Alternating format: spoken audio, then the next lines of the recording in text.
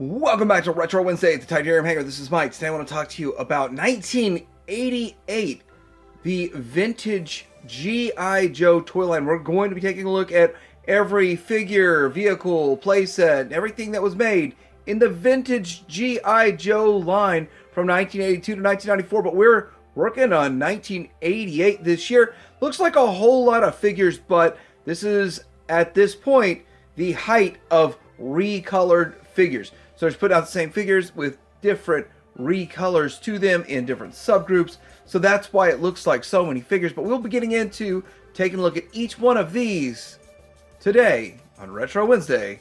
Coming up.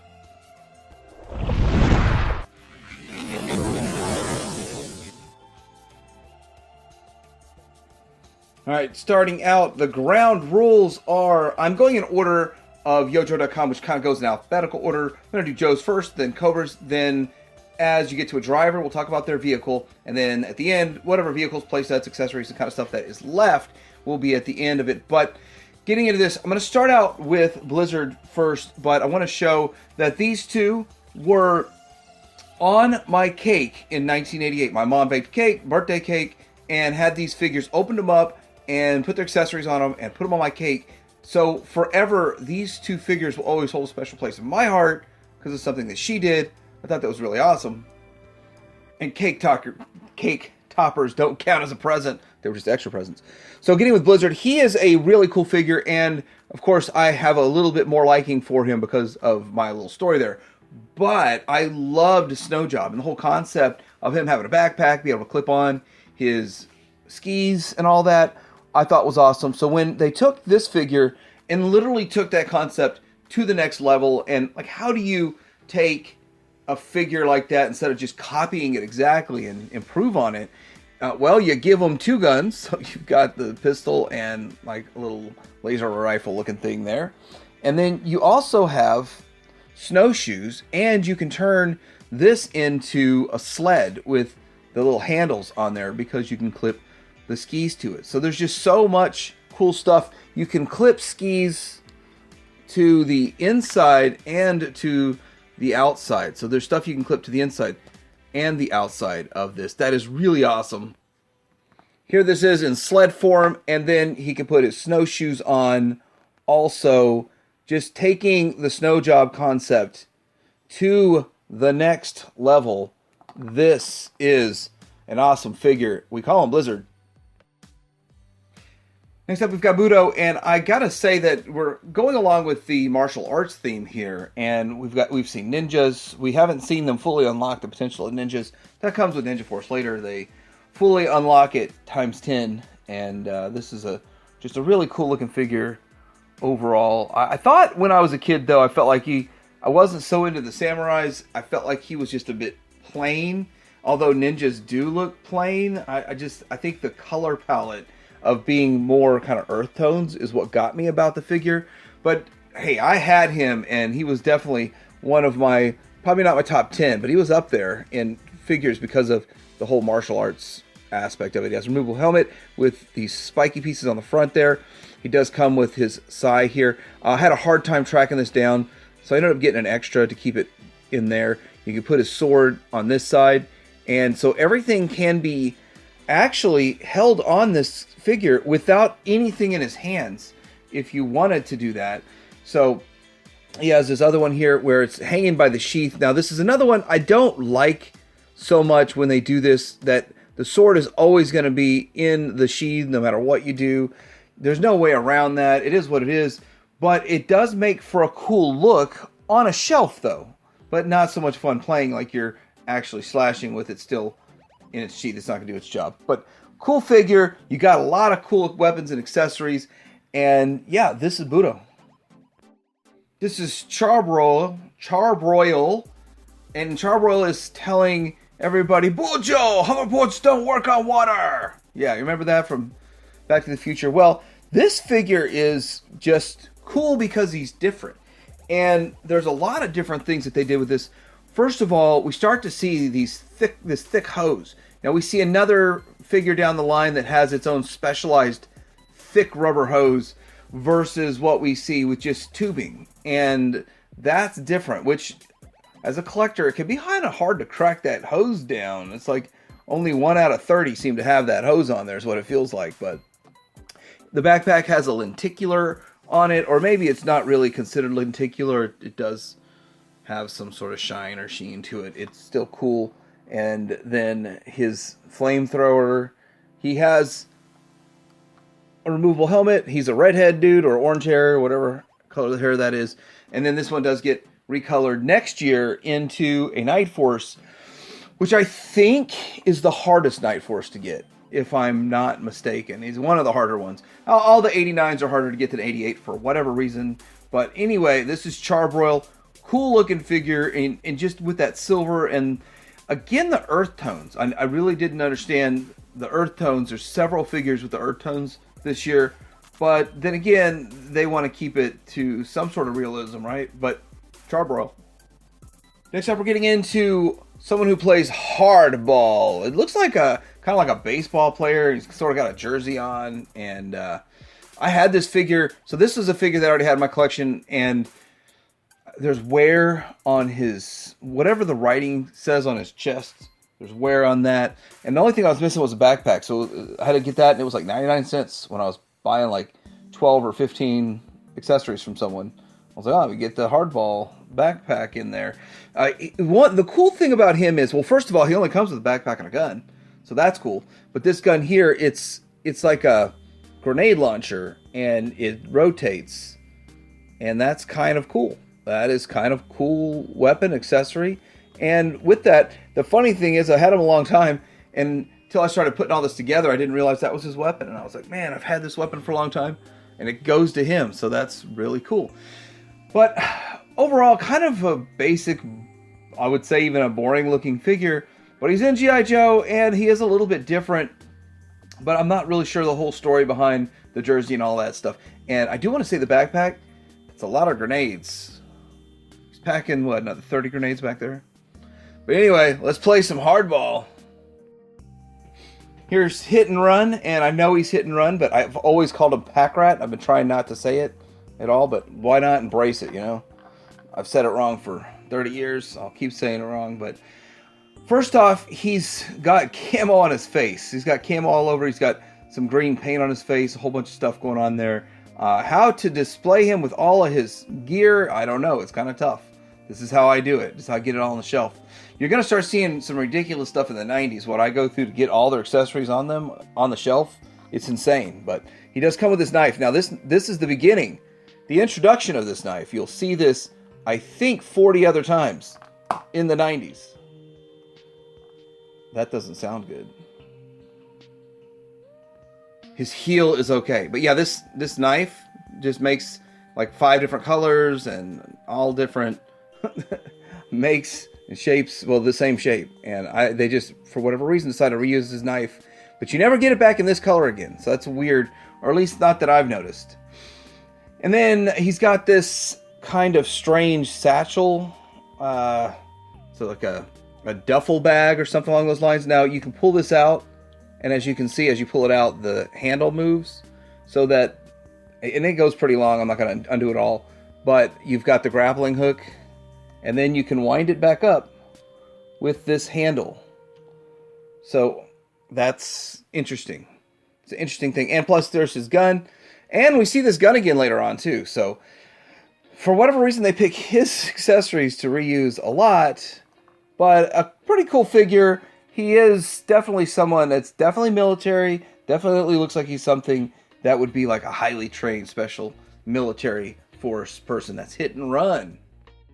All right, next up we've got Lightfoot, and he has this, which I think is kind of a bomb detector, or it's a remote for his little bot that goes around and bomb disposal unit kind of thing. That's what I believe it is. He does have a couple of grenades right here. He is yellow and black and green. It's got some color breakup to it. Has this helmet right here that is actually cast in 2 separate pieces. You've got the antenna, the dual antenna on the back that clips on. And I think it's glued too. That's pretty cool. Here's his backpack. You got sort of a lenticular on it. It looks like it's got some stuff going on in there. They said, hey, it worked with the bats. Let's start doing this with a few other things. Now, this accessory of his can plug into the back here. The tabs go into those holes, and you can have him with his right there, or he can hold it, and when he holds it, this will plug into right there. Now, looking at this, I think I might have the backpack on the wrong way. So let's do it the right way. Yeah, there's options to it. I like it the way I had it the other way. But anyway, this is Lightfoot, and he gets recolored into Night Force down the road. All right, next up we have Muskrat, and I think this is a really fun figure. Yes, I had it as a kid. Yes, I thought he was awesome. And he really only comes with 3 accessories. But, man, he comes with, for whatever reason, a blue machete. That makes no sense.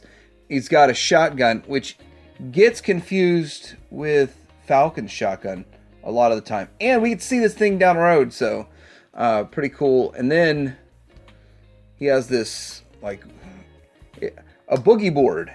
Now, I originally was going to use this boogie board as a stand and save a stand, you know. But the more I realized it, like, I didn't see his boogie board on the shelf, so having it on his back was a better idea.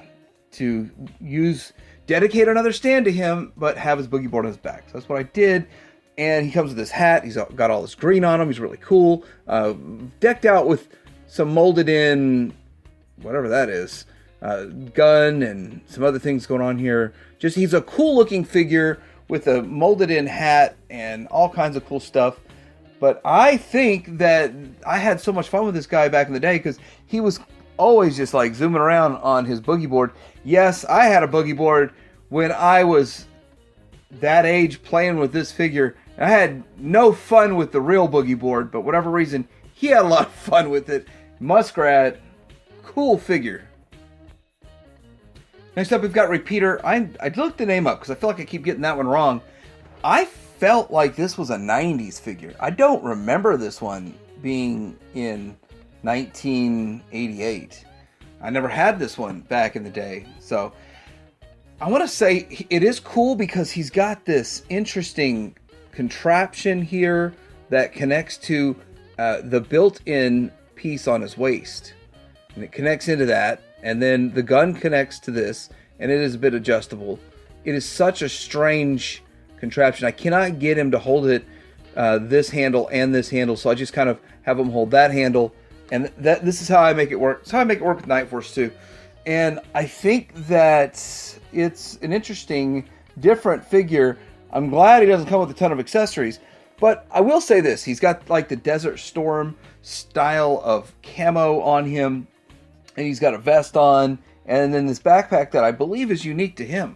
I don't think I saw this backpack go to anyone else other than his recolor. And so that is interesting.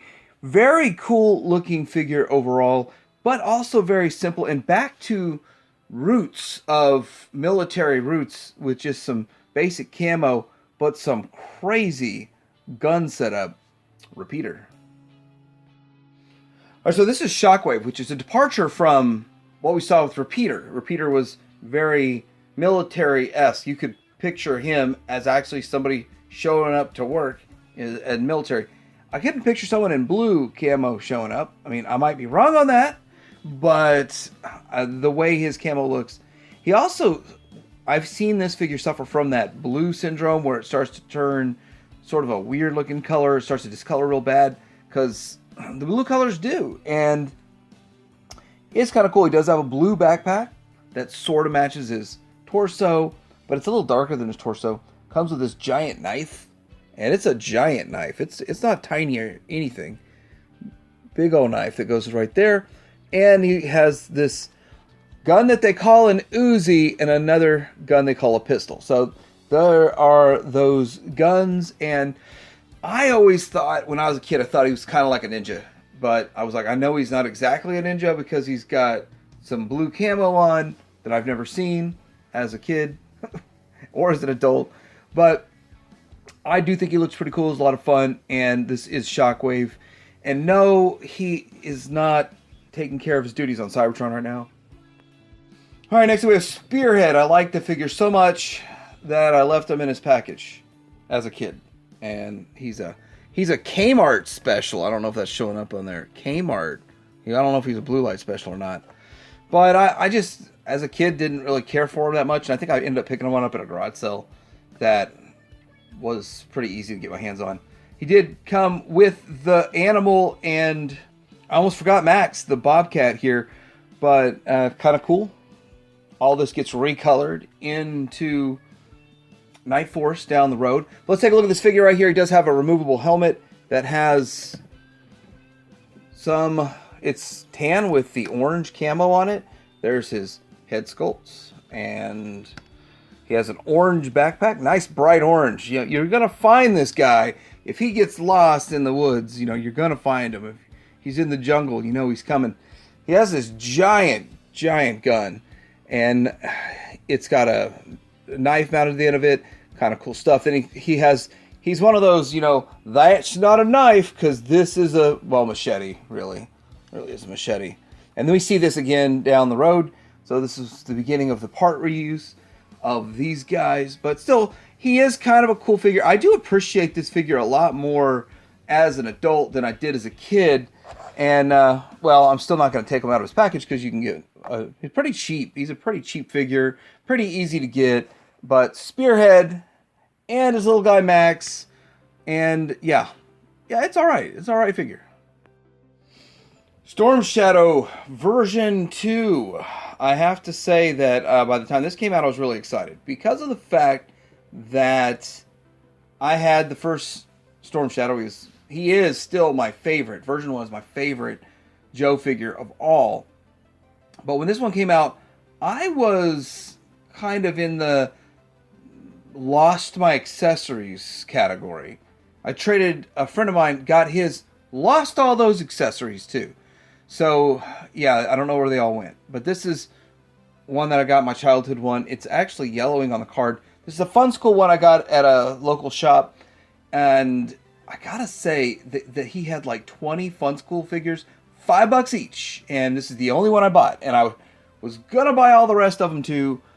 But I was like, no, I don't. They're lesser quality. I'll look for real ones. And, well, I never did. But now, if I go back in time, I'd buy every one for $5 just to have them, the card back, the art, so you can see the difference between a Fun School.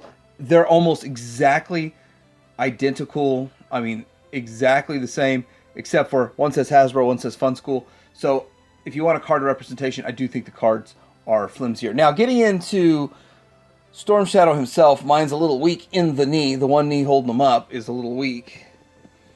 But let's get down here to brass tacks and look at him. He comes with this compound bow. He comes with some, what you might want to call Wolverine blades on his arm there. He does have sort of that camo going on that looks kind of cool. He's a cool looking dude. And then on the back, he's got a red backpack, red sword. Sword looks an awful lot like Budo's sword. And you know, I might have to research it a little more. I might have the wrong swords on these guys, but I can research it right there. I'm looking at in the packages, and I do have the correct sword on him. He does have this kind of rope molded into him, but yeah, it's a cool version of him, but nothing is ever going to replace the version 1. It's the best by far, and it's simple. But this was kind of an interesting upgrade, and I've had it ever since back in the day. I actually had to get more than one so I can keep one sealed on the card. Storm Shadow version 2. Alright, this is Armadillo, and he is the driver of the Rolling Thunder. I'm filming this again because I called it the Thunder Machine. The Rolling Thunder is awesome. I had it as a kid. It is huge. It is something that holds what appears to be like 30 figures, and it has 2 giant missiles that are like the Jericho from Iron Man. Just amazing. Plus you have the 4 gunner stations. You've got an extra vehicle that rolls around and kind of has these side pieces that fold up, the ramps that fold up onto it. It's a bit of a transformer. It is awesome. Those 2 giant missile silos, this fantastic vehicle. It holds its own against the Flag, the Defiant, the Terradrome. I mean, all those are more or less static playsets. I mean, you're not rolling those around all the time. This is something you can roll around all the time, and it's huge, and it's a mobile base. I mean, it's kind of like, how do you top those? Well, you don't top them. You just make something that's almost as big and awesome, but it's actually able to roll around and be played with. You take it out in the backyard, you take it out in the living room, you move this all over the place. So for the mobility of it and how big it is and how impressive it is, it's not as big as maybe about the same size as the General, but the General's wider. It's a different orientation. Still, it is awesome. I'm very impressed with it. If I were to get one vehicle, I'd get the Rolling Thunder. Anyway, getting into the driver, he's kind of bland. The Rolling Thunder is such an amazing vehicle, and yet I had it, but I don't even remember this guy. Maybe I didn't even have the figure. I got it used or something, the Rolling Thunder used. But he has a molded-in helmet. Thank goodness they didn't put a helmet to track down. And everything else, just kind of boring clothes. It's like he's got a t-shirt, tank top kind of thing going on. And he's got some sweatpants on, it looks like, and then some green boots. But Armadillo for the Rolling Thunder, gotta have him. All right, Ghost Rider is the pilot of the Phantom X-19. I only had a shell of the Phantom X-19, and I never really felt I was going to go through the trouble of completing that one. But it's huge, it's big, and for what I think it's a one-man fighter, maybe a two-man fighter, it's just huge. And it's all ship and engine. It's weird, but it is kind of cool and interesting. Once you get all the parts on it, it does look very impressive. I think it's a impressive vehicle. But a big one that doesn't really include a lot of figures. You can't do much with it. Kind of like the Night Raven, you can only use a few figures with it, and it's so big it takes a lot of space. But it is pretty awesome. Now, getting into the Ghost Rider himself, he has this little scarf. It's actual material that is a real scarf, and I was just gonna find a good figure for cheap and put my own piece of material on there, but I came across this pretty cheap. It's not in the greatest of shape. He does have kind of a map on his leg, and he has a molded in helmet, which thank goodness it's molded in. We don't have to track that down too. And it looks like he's got on his hip like a molded in holster, and he's got his bomber jacket. And is that a microphone? A microphone for talking while he's up there hitting Mach 3 or something. Anyway, this is Ghost Rider, and yeah, there was the whole down the road, I think they couldn't call him Ghost Rider anymore because of the licensing. All right, getting into Sergeant Slaughter, the driver of the Warthog, and I've got to say, the Warthog is just another giant, huge, it's not huge, it's just weirdly shaped for tank. It's like a giant square. It's cool looking. I never had one myself. It's interesting, and it incorporates several figures, which is kind of cool. So that's a good point to the Warthog, and it's just one that people really liked. I never had it, so I never had this version of Sergeant Slaughter as a kid, but it looks like it'd be a whole lot of fun. Just something that I missed out on, and I'm not going after the vehicles anymore, so you just get to see a picture of it. But getting into the figure, he does not come with a baton, so there's one less chance to get a baton. Imagine if they had packed a baton with them. There'd be more batons in existence, so it would be easier to get that $50 accessory, wouldn't it? That's kind of crazy. But he does come with a removable helmet, which sucks. As cool as it is, you get to see his noggin without that on there. Sadly, 90% of this figure are for sale without a helmet or a hat. Movable hats. Call it a helmet. It's just the way I talk.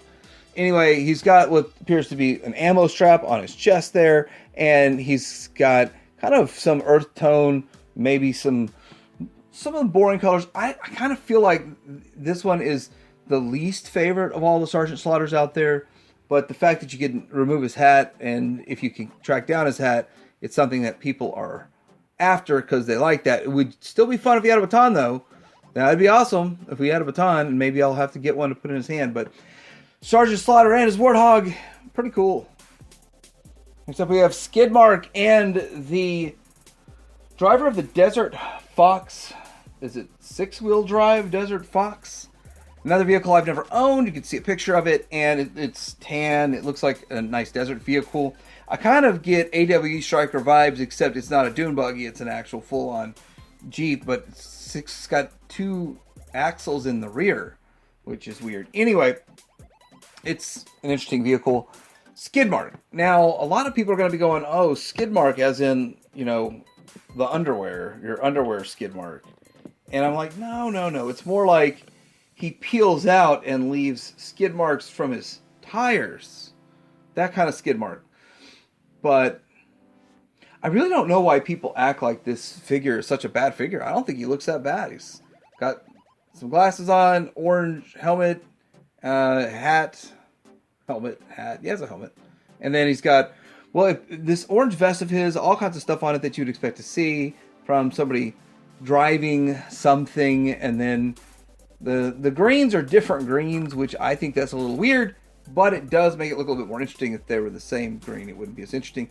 And then some orange on this, is that a gun on this holster there, and an orange boots. Yeah, Skidmark. It's an alright figure.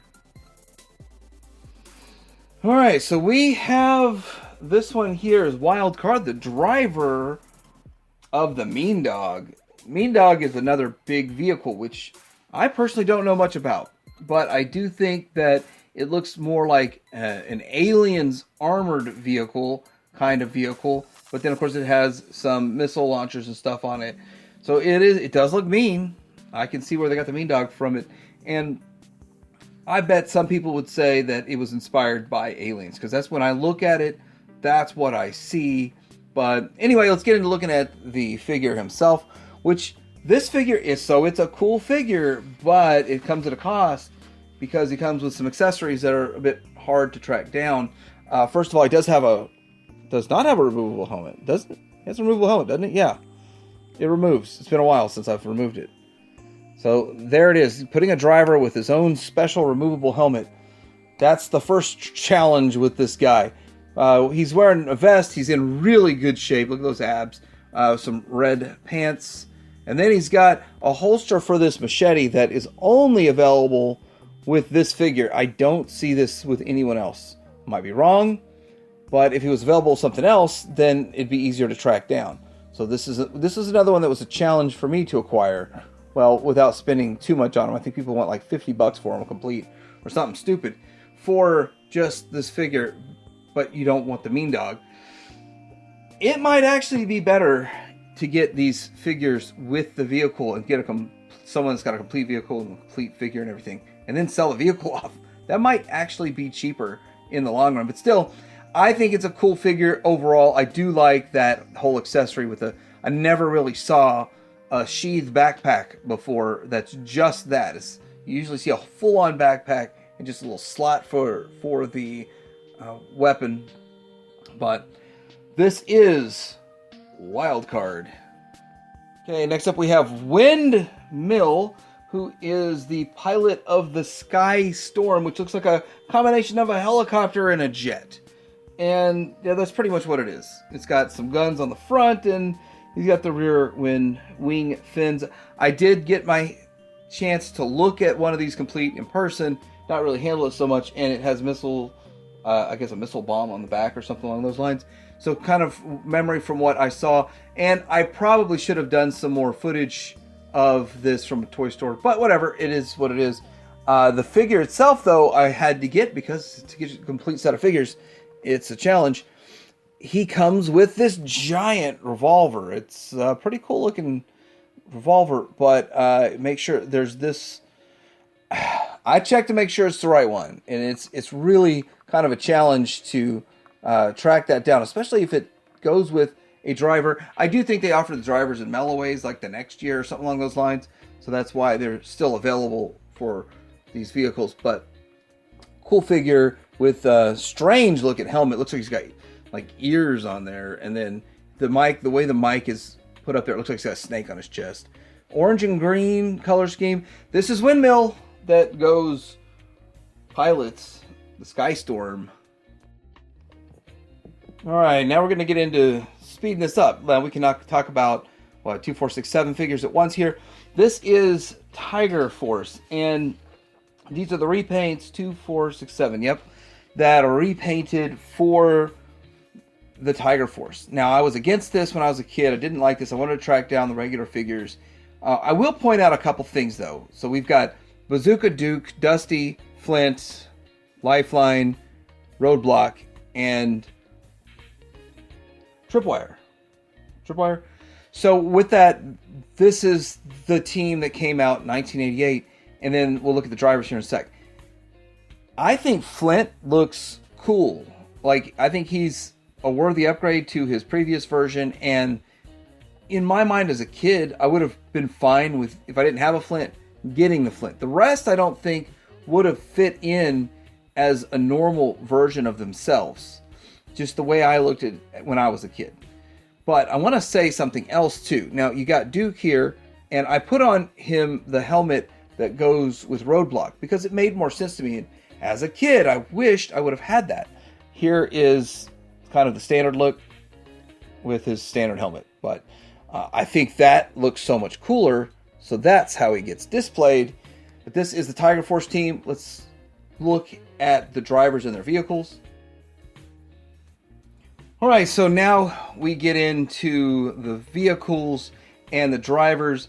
This is the Tiger Rat, which is a recolored Rattler, and since they didn't have Wild Weasel to recolor and rename him as a Joe, they made up a new character, and they called him, Sky Striker. Although he is more or less Wild Weasel, right? Looks sort of like Wild Weasel's body, but as Tiger Force. And a different head. And I'm missing his goggles or something. He's supposed to have like a clear eyepiece in there. But I've got mine as cheap as possible. Now this vehicle is actually some sort of a reissue down the road and not a vintage one, which I'm fine with because I hear that these are prone to break really bad. So mine's not broken, it's in perfect condition, I'm fine with it. Then we have the Snow, I believe they call it Snowcat. Is it Snowcat? And of course it comes with Frostbite, which Frostbite is now no longer Frostbitten because he's in his jungle attire. His Tiger Force jungle attire. And then we've got Rakondo in this one here. Now here's the problem. They recolor the Dragonfly into, I think, the Tigerfly, and they didn't put in Wild Bill. For whatever reason, maybe they just didn't have the mold anymore for the figure, I don't know. But they just recolored Rakondo and packed him in. So that's a thing that they did, a thing they could do, so they did it. Then there was the Ferret, which I think it's the Tiger Paw. Is that what they call it? Tiger Paw? Anyway, it's the Ferret recolored to Tiger Force. It is really cool looking. I think this looks amazing. I actually just found one at Target while they had the sale, the classified one, so that's kind of cool. And yeah, there it goes. A lot of people forget about the hose, and hose are not cheap. Then we get into this here, and so it's the repaint of the Moccasin. Now, I don't think this was packed with a driver. I do not believe, according to Yojo, it doesn't show it, but with this, it is cool. It is, when you start getting into a little bit challenging territory, but not the hardest one to complete. It's by far not the hardest one to complete. Starts to get a little bit challenging with these finding the red rear veins. It's always a problem. And then, of course, the connector piece on the bottom of the veins, that's also a problem. But, yeah, it's pretty much just a Moccasin repainted into Tiger Force. All right, next up we've got Night Force. This is just recolors of previous year, and a pretty cool team. I wasn't going to get into these, but I said, hey, if I get them cheap, so the cheapest ones I can find, and some accessories for them. They're not all complete. They're not 100%. Weird thing about Night Force is, first of all, the people that paid like the $175, $200 a figure and have them in pristine, perfect condition, everything 100% original, unbroken, all that kind of stuff, don't want to display them with their equipment on because they're afraid of breaking a thumb, which I understand that, or messing up an accessory or something along those lines. With that, though, if you're like me and you just troll the bottom cheapest, get them for like $30, $40, and just, even that's not even this correct antenna, then you don't feel as bad when something goes wrong, and you can do a little more with them. So that's just the way I look at it and the way I feel. Yes, they're not 100% complete, but it's better than having nothing, right? So we did get Crazy Legs Falcon, Outback, Psych Out, Sneak Peek, and Tunnel Rat. they're just recolors of previous year figures. I guess kind of some greatest hits. And it was exclusive, hard to get. And yeah, 89 are even harder to get than these. Alright, now we're going to start getting into some Cobra. This is the Astro Viper. And I think the Astro Viper is cool because he has this jetpack and all of that. And again, when I talk about troop building, I don't go after more than 3, but 3 would be an ideal number for me. They do recolor this guy down the road, but he doesn't get the jetpack anymore, which, man, I gotta tell you, I just want to slap a jetpack on the recolored one because it's so much cooler than what they give him. But here he is. He has these lasers up top. He's got the engines in the back. He's got hose to connect from these lasers to the backpack. Really, really a cool, fun figure. He does come with some handlebars, and yeah, that's awesome. 3 complete ones would be all I would need, and really, it's not that hard of a figure to complete, to tell you the truth, but I'm not too high on my agenda. I do have to say my third one I'm working on still needs a new rubber band, a new O-ring, and I haven't done that yet. But I'm going to be doing some O-rings and some stands, and I'll try to link that below where you can get them, which I think is a really good value for a kit to put all this together, and stands and all of that. But anyway, this is the Aero Viper, and he is kind of cool. I had him Astro Viper, and I had him as a kid. I keep calling him Aero Viper. One last thing, removable helmet, and that's what he looks like underneath. It feels like the same head they've used on almost every Viper that has a removable helmet. I swear it feels the same. I know there's probably differences to each one of them, but it's so similar. Astro Viper. Alright, next up, we are moving into the Hydro Viper. And I've got to say that they banged out some troop builders in this. I think there's 4 in the first 5 of the Cobras that are all troop builders. But I don't put the hoses on all of them. I probably should take the time to do that. But there he is. Has a removable helmet. And I'll remove the helmet off of one that doesn't have hoses, because that's a bit of a challenge. That's what he looks like underneath. Now, okay, this one looks different because he's got that face part. So it's like a breathing apparatus. Makes him look a little bit different. But kind of cool. Becomes a bit of a challenge because of the fact that he's only got one hand that can hold stuff. He's got this flipper for the other hand. Now, it's cool in one effect, but annoying in the other because he can't hold his knife. So here is a spear gun that he's got going on right here, and then he's got a jagged, kind of strange knife. Now, I just put like a hair tie. You're going to start seeing these hair ties in my figures in the 90s, how we do it. They do come with these different red flippers.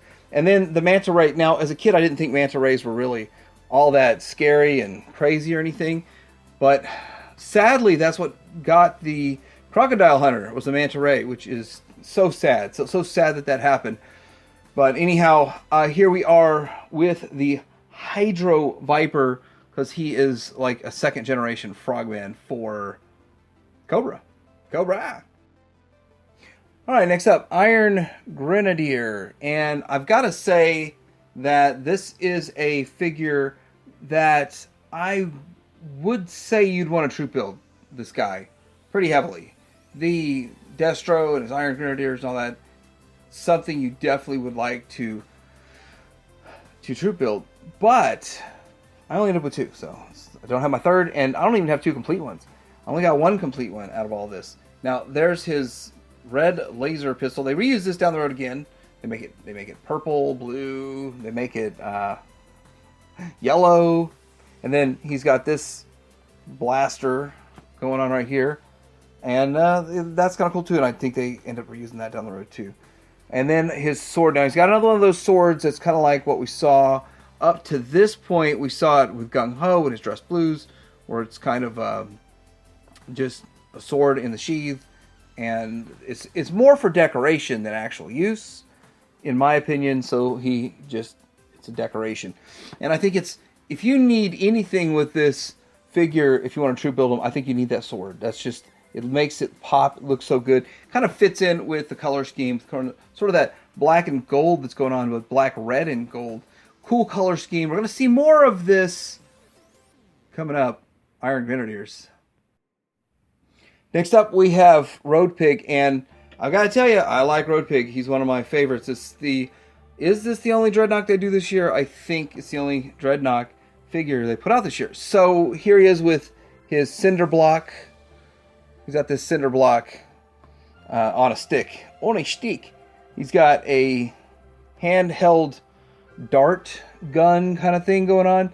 And I've got my better one over here on the bike, and I'm torn between my two displays, whether I display just the figures or my displays I built like in 2020 that were just a Dreadnought display. So I kind of give priority to my Dreadnought display over my main display just because I like that, the way that looks. But anyway, he comes with this thing on his, it's kind of like a shield with a spike shield for his arm. I only have the one. I don't have a spare. Actually, I didn't have one at all. I actually had an orange one that goes to Night Creeper Leader. And it was cheaper to get a figure, complete figure, than to just get that, pay for shipping, all that. So I was like, or maybe it was just like $5 more or something. But anyhow, pretty cool figure. Now he does have these arrows on the side here to coincide with this. And again, this is very classic Mad Max. But I'm going to say this. This figure, I like it so much that I do not like at all what Classified did with it, because it just doesn't match the figure to me at all. It feels like they could have just made their Road Pig and called him Bubba. And then here's Bubba. And then made a real Road Pig down the road. But instead they made Bubba and gave Bubba Road Pig's name. Look at this guy. He is awesome. He looks amazing. And to be this big, it's like, in your mind, he's like Lou Ferrigno or Arnold Schwarzenegger or one of them back in the 80s. And nowadays it's kind of like, well, I don't know how good a shape Lou's in, but still, the figure they made is not even as good a shape as Arnold in the 70s. So anyhow, this silver boots and the half or 3/4 of the football shoulder pads, I mean, it's just so classic. Road Pig. Next up, we got Toxo Viper, which I guess he goes out and he cleans up toxic mess, or does he put out the toxic mess? He distributes toxic mess. Kind of feels like Eco Warriors that comes down the road. When we see the Eco Warriors, this feels like it fits in just fine, right? But anyway, he is interesting looking. I like the purple. A second one this year that has purple all over it. Has a removable helmet. And okay, I'm starting to see the difference in each one of these figures' faces. Once I make a statement like they all look the same when you take the helmet off, as soon as I say that, I start noticing all the differences in the face. But interesting helmet there. Has the backpack, and there's a plug to connect the hose to the weapon. Now, I don't display it with the hose on because it takes up too much space, and it's kind of hard to like put figures on a shelf like that. But when I'm done, I'm probably going to, since I did put a hose on it, probably going to wind the hose around him so that it will actually fit him on the shelf and not knock other figures down. But it's kind of cool. I always thought this was a very simple and plain figure. Really only have 3 accessories: the backpack, the gun, and the helmet, and then of course the hose to connect them. But it is what it is. It is a true builder though, but it's one that I definitely won't go crazy with. It is Toxie, the Toxo Viper. Next up, we got Volar. Wasn't Volar the wishing booth game that Tom Hanks played in Big that turned him from a 13-year-old boy into an adult, like 33-year-old man or something like that? Anyhow, in the G.I. Joe world, Volar is a really cool figure that your mom puts on a cake. No, it's, yeah. He has this Volar the Vulture, that clips on. So we got another bird in the line, which is kind of like the Raptor and kind of like Spirit with his freedom. So that's pretty cool. And then he's got a lot of gold. So my understanding is he is an Iron Grenadier. And he's got the gold and stuff to go with him. But again, I have to look into all of that, and because some of the Grenadiers do not match. So with that, here's his backpack with the perch for the bird, which is so cool. I thought that was awesome. Mine looks like something's broken off there. I guess I have to go look at other backpacks to see if there was something else there, like an antenna or something right there. And then I had an extra gun with mine, and I actually have another Volar, so I guess I can look at that backpack and see. I'm not sure if that's showing up. There's like a little antenna right there that broke off of my other one. So, something I got to look at. And he's not a driver, but since I've got him over here, he is in my imp. So the imp vehicle is pretty cool. It's got these giant missile launchers, and this goes up and down, and you got fake treads. You can put a couple of figures on the back with these, and huge missiles, which they don't even want to come off. And, oh, what are these things inside here? Like mines or something? I never really gave this vehicle much attention. I wouldn't have gone after this vehicle except for the fact that I had it. And so then there's like a yellow gun there. Pretty cool stuff. The imp. But I don't know why I have him driving the imp. But I thought the color schemes matched really well. It looked really good. This is Volar, and always holds a special place in my heart because of that fun story. All right, next up we've got Destro from his Iron Grenadiers, and this is Destro version 2. Don't worry, it's not the last Destro they make by a long shot. Does still have the vac metallized head, but now it's chrome. In almost all these, this chrome seems to be wearing, and it's gold. So instead of gold, it's looking silver. Does that not say that right? Okay. Anyway, he does come with one of these swords that's in the sheath. It's fancy. It's decorative, but it doesn't make any sense for him to hold it. But if I put it on this little hook down here, it almost always falls off. He does come with a soft goods cape that plugs in. I haven't actually had to change an O-ring on this yet. And so I imagine it's a pain in the butt dealing with that cape, trying to get it back in there. But he has this vehicle, and the despoiler has 2 missiles in the front. They don't fire, you just stick them in there. He's got some handles on it, rear engine, thrusters, and there is supposed to be like another giant ring that connects to this that has a double gun in the front. Now, I'm missing mine. What I do want to say is that I'm going to throw up, there's a picture that's going to have all this on there. So it'll show the despoiler complete, the demon, and the AGP. The thing is that the despoiler can land on top of the demon, and so it's interactive in a way, which is very cool. This is awesome. I almost bought a demon. I just missed the auction. It went for $1. Of course, it was missing a lot of parts and stuff, but still really cool set of vehicles, cool set of toys. And if you're going after a complete set of the Iron Grenadiers, then you're definitely going to need that. But this is version 2 of Destro. So this is Ferret. He got left out of all the fun. Pilot of the demon, but the driver, I guess, of the demon. Pretty cool looking figure, though. So let's take a quick look at him. He has red on his mask, and he's got a gold helmet, a black jacket, and then whatever sort of probably a breathing apparatus going around here. It's interesting stuff going on, and then some tan pants and some red on him. But still, he looks kind of cool. Fits in with the color scheme, and just a cool figure that you kind of need to fill out the ranks of the Iron Grenadiers. All right, we've got the Nullifier, who is the driver of the anti-gravity pod, the AGP, and yeah, we kind of seen that. Looks kind of cool. It's interesting. It's a smaller vehicle, though, so it's a little easier to get. Now, this guy is easy to get by himself, but hard to get with this face mask. And it is real cool. Why is it kind of pinkish? I don't know. It's a good question.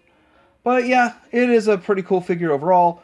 And it's one of those that's really plain, but has some cool kind of pinkish, purplish accents to it. He does have a bullet and gun. No actual accessory, thank goodness, except for this face mask that's usually missing. But this is the Nullifier. Your life is going to be nullified by this guy. Next up, we've got the Secto Vipers, which are part of the driver for the Bug. Now, I think the Bug is awesome. I just went to town on the Bug, and yeah, I was getting as many Secto Vipers as I could. Now, it's really hard to get them with the little dome and the gun, but it is a very awesome vehicle. And I really, in my mind, I would see that they should all be equipped. Like, everyone on this needs to be equipped to be able to go underwater and have all of the gear and stuff that they need, so it makes sense to have extra Secto Vipers. Doesn't make sense for Cobra Commander to be on this thing. You know, this is just like call in the squad, the goon squad here. Now I've done a full-on review of this thing, so I don't want to spend too much time on it, but you can put these sleds, these jet skis in these compartments here. You have guns, guns, guns. I guess I'm not getting that gun in there. Guns, guns, guns. You have this removable pod. You have this other front piece here, which looks like a double bubble, but it's just a place to put 2 more figures in there, which I only have 1 figure in there, not 2. And you got missiles on the side, or guns on the side, like a tri-gun, tri-fort gun. And right here, we also have giant missile. We got a place for them to just be ready to jump off. And then we have another gunner compartment back here that opens up. You can put figures in it. And a tow hitch it can tow. So much you can do with this. Check out my review if you want to see more of the Secto Viper and the bug. Next up, we're going to get into the Star Viper, who is the driver of the Cobra, well, pilot, Cobra Stellar Stiletto. It's a pretty plain vehicle. Does come with a couple hoses and canopy and missiles and stuff, a gun. But it's one of those that just doesn't feel like as much work went into that as a lot of the other vehicles. It's just kind of a one mold piece. And it's cool, it gets the job done. But looking at this figure here, he looks cool. And another one that looks like he should be part of the Iron Grenadiers, and he might be. I have to look all that up. That gold and black and red fits in just right. Looks really cool overall. But that vehicle doesn't look like it's part of the Grenadier world. So, Grenadier. This, it doesn't have a helmet. It doesn't have any accessories that I know of. But it still just looks pretty cool. And it's one, I don't think this is one that many people would troop build. I'm not into troop building almost. Hey, I got my one to have it on the shelf, and it's kind of cool. But no urgency to buy the vehicle at all. That vehicle does get recolored, though, down the road into, it's like a Star Brigade or something like that. But anyway, this is the Star Viper. All right, quickly, we got to go through these mini vehicles or backpacks that are motorized action packs. This first one here is, I don't think that this is right. Cobra machine gun. I guess I'm missing a cover that goes over this. They're all missing parts. I don't go after this, but I'm just going to kind of show the action of what it does. You turn this, and this kind of moves. And at the end of this, I'll show you pictures so you can see all the parts that go on them. It's worn. Some of the stuff is kind of cool. I think most of it is gimmicky and people don't care about. This one here's the double machine gun, which you wind this, you flip the switch, and it's supposed to go like that. Didn't really work. The other one, I don't have the Cobra Twin Missile Radar. The Minesweeper, I'm missing the mine detector piece that you're supposed to use. It goes this direction. And this one actually works. If I had the mine thing in there, it also comes with mines you can remove to detect, which I don't want to lose them, but this is kind of not stuff I really went after. I just kind of had it, so why not? This one here is called the Mortar Launcher, and it's supposed to have 2 little legs that come out. But this one's kind of cool if you can get it to work. I got it to work a couple of times, but then it started needing help. There it goes. Launched it. So it's the countdown to actually launching the mortar. And now it doesn't want to go. It doesn't want to stay in. The more I mess with these, I feel the more damage it causes. It's supposed to have an axe in it. I'm missing the axe, but you'll get to see all that here in just a second here. But it's one of those things, you wind it up and turn it on.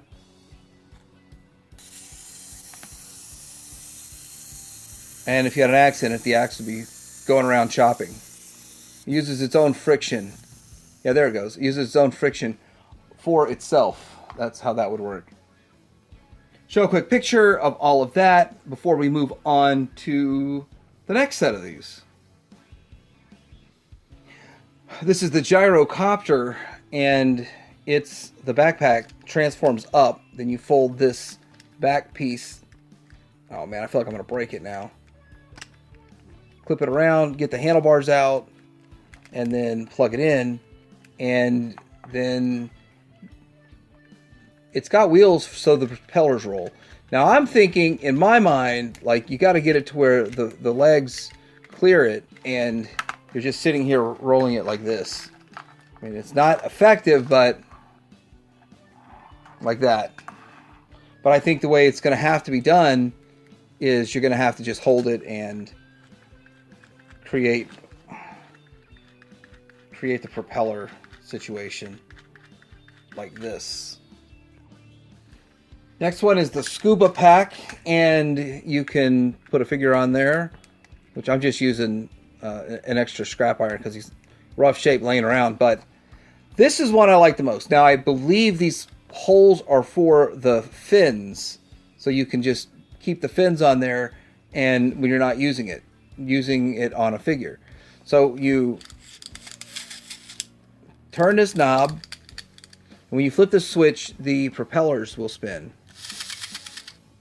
And with the friction of the water, so the friction of air, there's not much friction. So when the water is a lot of friction, it'll actually won't spin that fast. It'll spin slower as it's moving it and trolling it through the water. I had this as a kid. I loved it as a kid.